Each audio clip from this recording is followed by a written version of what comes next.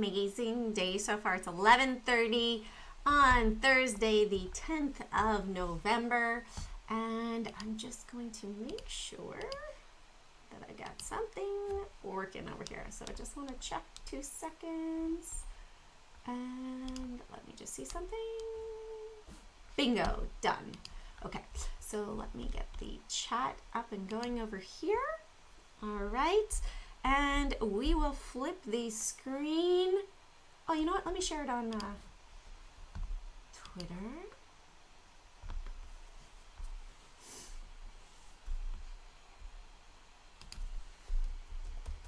Come join me live. We're going to talk stocks, crypto, FTX, USDT. We're going to talk about the SPY. We're going to talk about the Qs. We're going to talk about DXY, Dixie. We're going to talk about silver. Oh my goodness. Silver. Loving silver.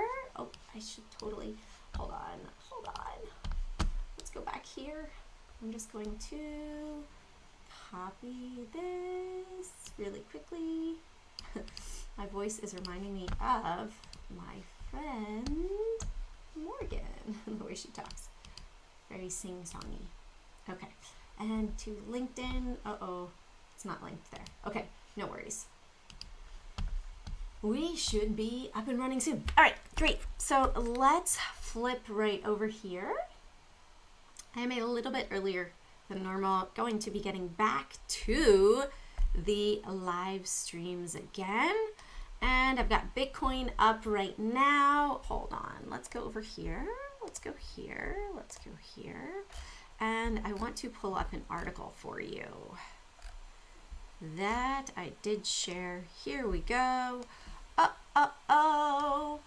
Yes, Sequoia writes off another, that's not the one that I wanted though. Oh yeah, it is. Sequoia, they updated it. Sequoia writes off, bum, bada, bum, 210 million FTX investment. They were kind of burned before with Luna.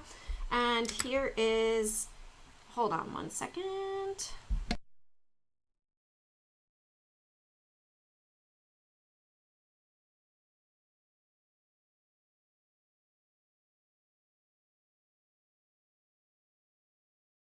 All right, so they were burned before with the Terra Luna investment, and now we have these other hedge funds. Yeah, you think that this is small, right? But Zero Hedge here, can't make this up, among the January Series C investors in FTX, which valued the Ponzi scheme at $32 billion, were Tiger Global and SoftBank. Uh-oh. And here are a list of the prominent FTX investors, thanks to the block's Frank Chaparro. BlackRock, Ontario Pension Fund. I'm sorry for those people in Ontario that had their pension funds. These school teachers had their pension funds, and yeah, look at what happened now. FTX has gone under, what, from $22 down to $2. This could very well really affect the crypto market. In fact, let me just pull this up here, 2 seconds. Let's go back over here. This. All right, so if we pull this up here, I tried to post a lot of it. So FTX tapped into customers' accounts to fund the risky bets. Wall Street Journal. Regulator wants FTX Japan to stop crypto asset exchange business and accept new customers, and not accept new customers until December 9th, 2022 for CoinDesk. Regulators ordered FTX Japan to suspend operations following the withdrawal halt. Tether was suspended by law enforcement, 46 million, right? Library token ruling gives SEC ammunition in crypto enforcement. So there's a lot of crypto news that is happening today. And I just want to check and make sure something. All right, you guys are live. For those that are here live, where are you guys tuning in from? So it could get really crazy in the crypto space. Let's also look at USD. So USDT and USD. Do you remember when, very nice, I hope you're feeling okay. Do you remember when Terra Luna sort of decoupled? I want to say it was actually this day, the 10th of May. Let's look at Terra Luna Classic versus USDT. All right here, let's put it on a 24-hour chart. So it came up and it crashed, right? And then it spiked back in September. When was this? Oh, May 28th. So Luna really had a major crash. Let's go to another one because KuCoin doesn't have the history that I want to see. Luna to USDT. Let's look at Kraken. Oh yeah, meltdown. Oh look, that was the 10th of May that it had an issue, right? 10th of May. Let's go back to that USDT chart versus DT, USD. Let's do Kraken for fun since we were on it. Oh, wait a second. May 10th, we saw a decoupling from 1 to 1. USDT is supposed to be a stable coin. When we look at it today, we had that same decoupling. It went down to 93 cents. A stable coin is supposed to be 1 to 1. When we look at this on a 5-minute chart, you can see the meltdown happened this morning at roughly 7 o'clock. When we had that meltdown happen, let's check out Bitcoin, USDT, roughly 7 o'clock. Let's see what happened over here. 7 o'clock. Not a big major move. You switched to TQQQ from QQQ or SPY. The option premiums are way more affordable. Awesome. Yeah, nice, Fat Scientist. You also need a big move, right? So when we're looking at this, hey, it looks like a beautiful cup and handle on Tether. Let's go, Bitcoin to USDT. Let's pull back this point of control chart right here, right? Oh, it looks like there was really big volume. Hold on, let's go back even further. Let's go back to this point of January 2021, the beginning of January, right here. Where is the big volume? Hey, over the past year, 18 months, right?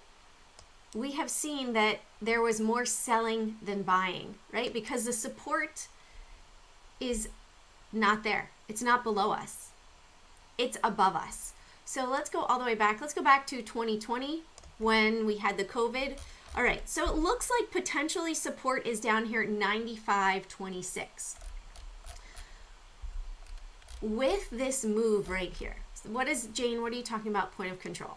Okay, so with this little tool, it's the volume profile. It shows us where the most volume has been traded for a certain time frame. So if we go back from June, okay, I want to pick a low area here because I don't want to put in all the high volume, right? So the low area here, our support until 2 days ago was roughly 19,150. We lost that, right? So where are we for the past 3 days? For the past 3 days, oh, we still have selling up above us, right here, 18,300. If we were to go above 18,300, we might reclaim 20. However, looking at that bigger term picture, we have more volume that sold above us since pretty much March of 2020, right? Maybe a little bit later. It was more like September of 2020. But that's over 2 years worth of trading history that is above us, meaning more people sold than bought. So in my opinion, there's more sellers out there right now of Bitcoin than buyers. In the past 48 hours, where's our support? Let's go into a shorter time frame, 45 minutes. All right, so let's go from this big volume point over to here, to where we are today. All right, so it looks like we really need to reclaim 18,300, and maybe it'll pop up to 19,000. Not sure if we'll hit that 20, but it does look like more volume of selling again, in my opinion. Why selling? Because that volume happened above us, all right? So if we were above it, hey, it was buying volume, right? Like, let's look at Meta right now. right? On a 45-minute chart from the big drop. This was with earnings, right? So with earnings, with Meta right now, hey, look, it looks like our support area is down here at 94.5. We have cleared all those former points of control, and maybe we're going to come back up and test up here, right? Maybe we're going to come back up and test up 129, so maybe there's a 20-point move potential. But right now we're seeing volume drop off, right? So when we see the price moving up, volume dropping off, not always a good move. Not as many people are interested in buying it up here. It's not continued momentum to the upside. This might slow and roll back over, come back down to maybe 106.50, and then continue up. We'll see. But looking at the crypto space, the USDT issue this morning, FTX going under, is a huge warning sign to me. If you have crypto, in my opinion, put it in a crypto wallet. All right, if you don't know what that is, I do have some other videos. I will, let me see if I can find it really quickly. Let's go back to search my channel, crypto wallet. Crypto. Intro to crypto? Intro crypto. I want to give you guys a heads up, right? Because it's not, when you have your money in a crypto exchange, that exchange can go bankrupt and it can go poof, like what the people of FTX have found out, right? That they had their crypto gone. Could happen to Uphold, it could happen to Binance, it could happen to Kraken, it could happen to any of them. However, when you have your coins or tokens in a hard or soft wallet, they are protected, in your control, still on the network, but in your control. So it would only be if that crypto network went down, right? So we have crypto networks that have the coins, and we have crypto exchanges where you can exchange them for other cryptos or fiat currency. And then we also have wallets, which is where you personally can put your crypto coins into the wallet, taking it off the exchange to the wallet, if that makes sense. I hope it does, because I don't want people to be burned. I want people to be prepared and ready to go. All right, I can't find that. I will link it up. Hey, Terry. Hey, Walter. Good afternoon. All right, so let's look. I really wanted to start off with the crypto because I want people to be aware and protected and everything. So today, the SPY. Dun, da, da, da. Let's look at it. Oop, let's go over here, 24-hour, right? Let's just make the 24-hour the big one. Let's go off of that. So if you guys don't already know, every morning live at 8:15, I do create my list. You can go at the top of my YouTube channel. There's a little button that says subscribe. You can subscribe there if you'd like to. And I do my live stream, and you would have access later in the day. So you can hear my verbal description of it. And today we said, hey, 30.85.20, that is a point of control. There's the most volume that's been traded there today, pre-market. If we go above it, boom, we're going to move up. Hey, guess what? We did, right? We moved up to the tune of a total of $6.54 above that potential entry point, right? If you'd had an option at 385, 390, you would be pretty happy, right? You'd see it grow exponentially. Also, with the Qs, same scenario. We saw it go to the upside, and the Russell, oops, wrong one, clicking in the wrong space. The Russell as well. Oh, we're coming to test a trend line. Remember, the Russell is 2,000 stocks. So this might be a good indication of where the mass of the market's going to go. All right. Also, if you guys don't already know, the dark pools run the market. If you want to learn more about trading around the dark pools, come over to thedarkpools.com and check out the trading pit. I do teach in there every single Monday. All right, the Dow, 30 stocks, probably the easiest manipulated. We can see here this point of control that it is moving up. We are above it right now. And some of the majors today really had big volume. We had CPI numbers that popped and rocked this morning. I always map out looking at what's going on with the announcements for the day, right? We had 79 billion supply for gas, but they were expecting 92, so it's lower. So hey, people are using more than they expected. CPI numbers, we saw that it went down. Year over year went down. Core CPI went down too, but unemployment claims went up. No bueno. But the market is liking the fact that the Fed constrictions are slowing down inflation. At least that's what the numbers say now. Remember that these can somewhat be adjusted later. They're not always giving you the full picture of everything that's included. Your grocery store bill will do that. All right, so we're coming back up. We are hitting the 15 EMA on Amazon. Let's check out Apple. Apple, we're testing that 15 EMA as well. Google, whoops. Oh, we are up above. You can see here was a former point of control. Maybe we're going to come up to 94.60 area. Let's see if that's still in control or if it popped down. Yeah, 94.50. I would watch that as a potential top out spot for Google.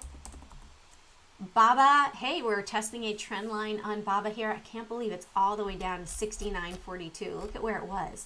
It's all the way up here at 320. Where's Jack Ma? I haven't heard from him or seen him in a while, huh? Coinbase that had 2-hour issues yesterday with people when they were trying to take their Bitcoin out, right? If you are trying to move your coins and you're having issues, reach out to the customer service, be patient, take deep breaths. If you're trying to move them from an exchange to a wallet. If it's your first time, it could be a bit frustrating, especially if the systems are moving slowly because there's a lot of traffic trying to do the same thing as you as well. All right. Let's also look at DXY. I did mention we were going to talk about that. Oh my goodness, we are testing a major level on DXY over here. This was an area that had support, and if we break this, watch out. We could easily see that the dollar is going to just sort of melt, which in turn is great for silver and gold, right? I got silver and gold right here. Silver, if we can move up above 22, we're going to see amazing moves. Let's go back to the weekly chart here on silver. We did have a nice downward wedge, amazing pattern. 76% of the time, the downward wedge pattern will shoot up and usually shoot up to new highs. So technically speaking, right?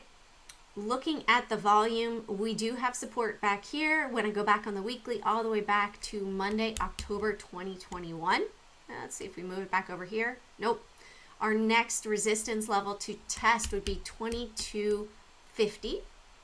So really watching to see if we can break above that 22 level. We came very close today, 21.94. In the past 4 weeks, right? I've been talking about silver for a while. If you go down to the description below, there are some links if you are in the US or in Canada of different sites you could check out. 20% gains in the past 4 weeks of a physical metal, right? This is just the beginning potentially of meltdown of DXY off of the top, right? So that's the past 4 weeks here. We are now below this 108.30. We might see that we head down to 106, right? We come right down to this trend line, break it, and head right on down here. These are longer term trend lines that have been set up. So watch it bounce, right? We broke this crazy angle of upward trend that was really started back in February, right? It just started to melt up. Once we started to see the other currencies devaluing, because this is a basket, right?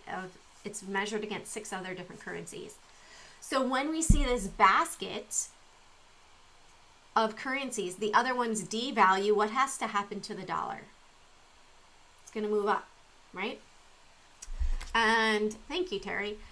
So when we see that the other ones potentially are rebounding a bit, and yet the Fed is dropping in value, we see that other countries, right?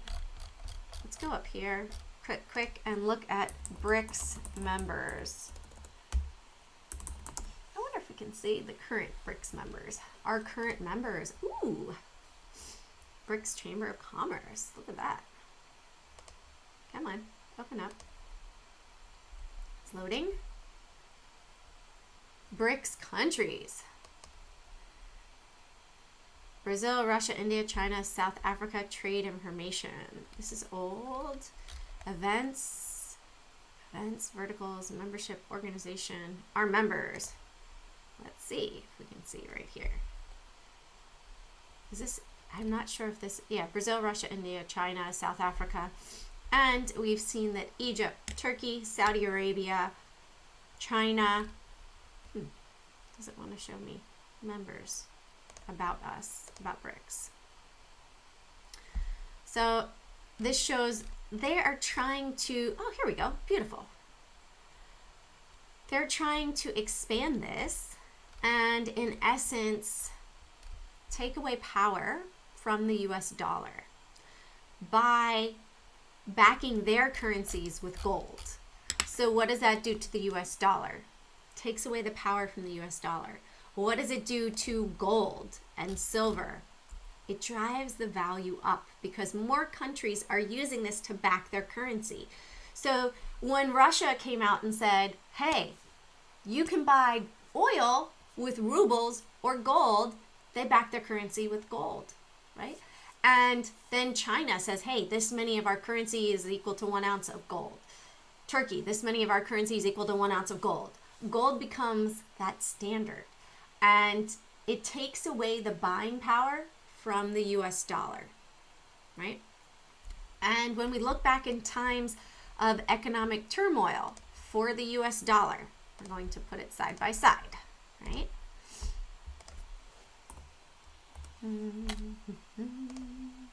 Right here. And we're going to make this a weekly chart as well. And we're just going to hide this for the moment. All right, let's make it actually monthly chart. 3 months. Make them both 3 months so that we can see a bit better, right? So, hey, the dollar was really high and strong back in 2001. Oh, look at silver. Silver was at a weak point, right? Then we see 2008, come over here, 2008, strong, October of 2008, the weakest point in silver again. What happened to the market at that point in time?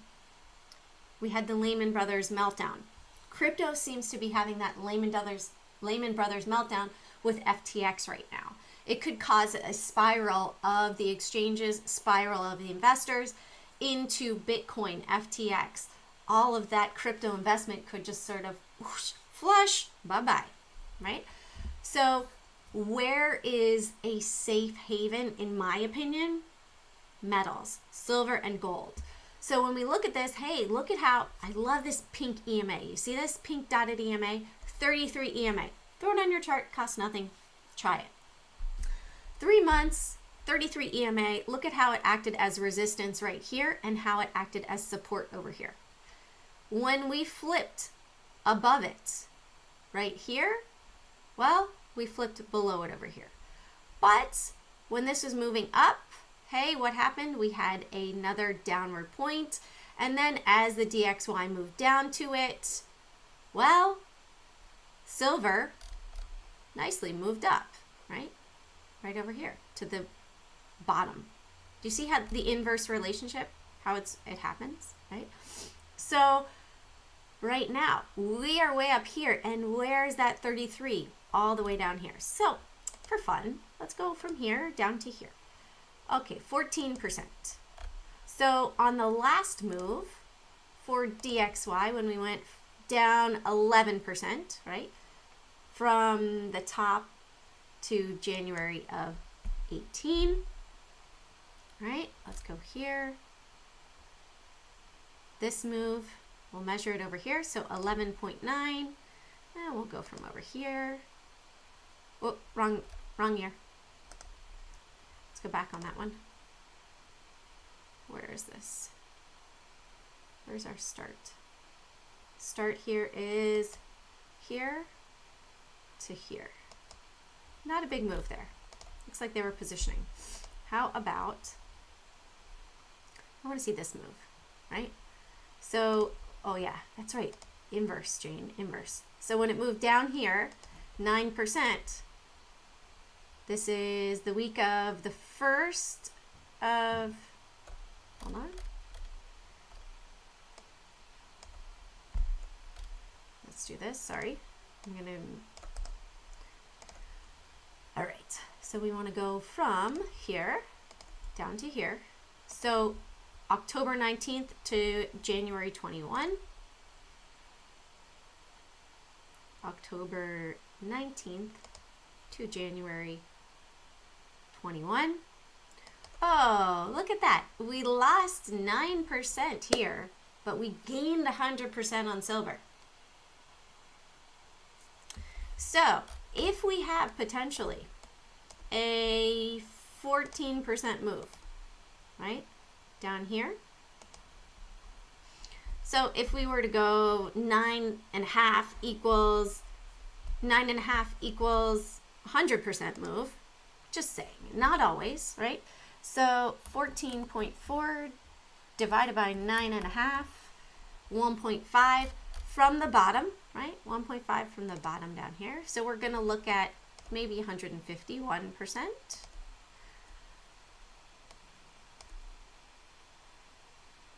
I'll give it a target of $28. Excuse me, $28 gains. 47.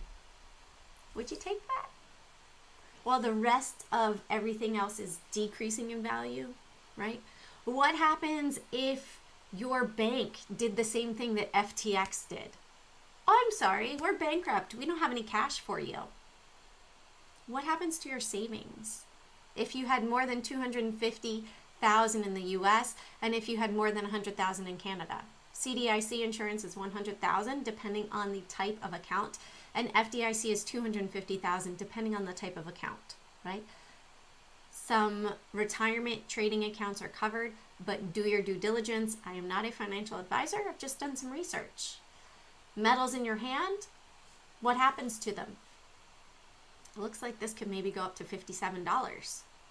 Granted, we're up $3 already, 2.5, right?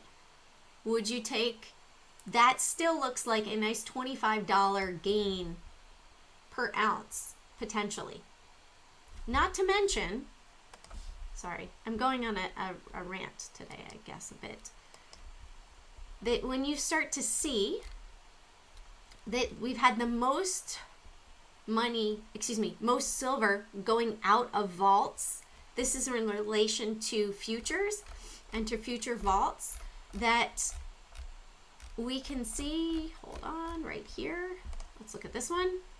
All right, so registered. These are already registered, ready to go for futures deliveries, right? These are eligible. They're not already in the vaults. They're not already there ready to be distributed.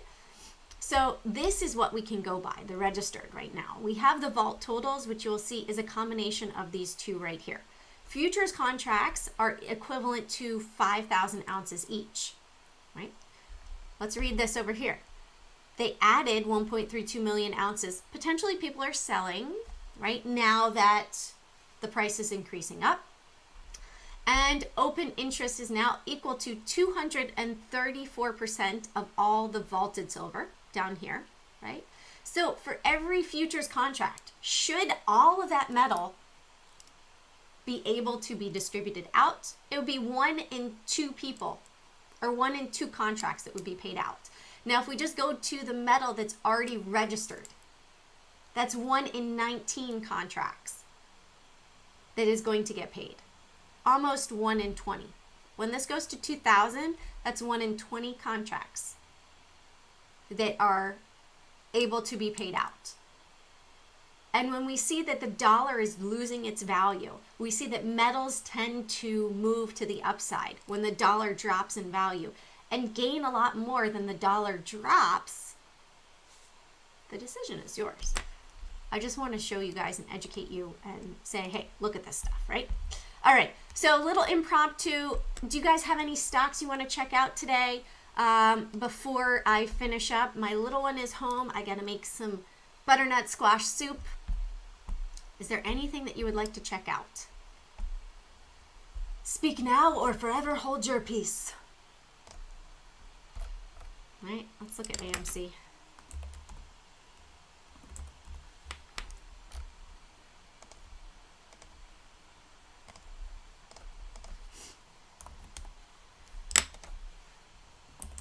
Oh, thank you. Not yet, not yet. No color change, Johnny. All right, so AMC had a nice squeeze of 70 cents, and we're also testing that 15 EMA on the 24-hour chart.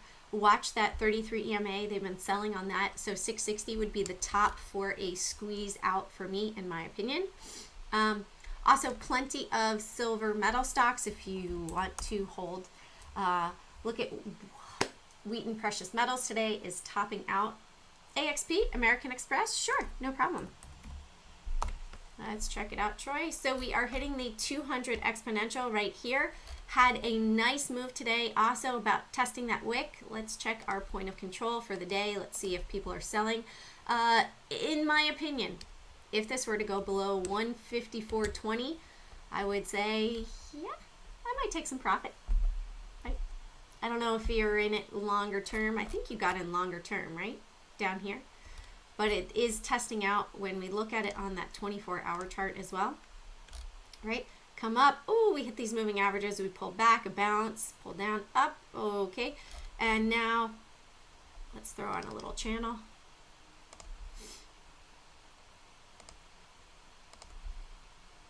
We're outside the bounds of the channel. We're hitting a, not a trend line, an EMA. If it were to come back in, depending on how much space you want to give it, we're really far extended away from the averages. Big squeeze day today. I'm not trusting it because this move happened this morning with very little volume on CPI. They popped the numbers. In my opinion, that could be them prepping for a sell. But, hey, go with your gut. I'm not a financial advisor. This is my opinion. We did break above this point. Next area, potentially up here, 162.55. So all up to you, all right? All right, thank you all for watching. Have an amazing trading day. I would love to see you all in the morning, 8:15. Just go to my banner on YouTube, hit subscribe, and you can sign up to be a member and join me live with this amazing energy to start your day every day. Have a great one.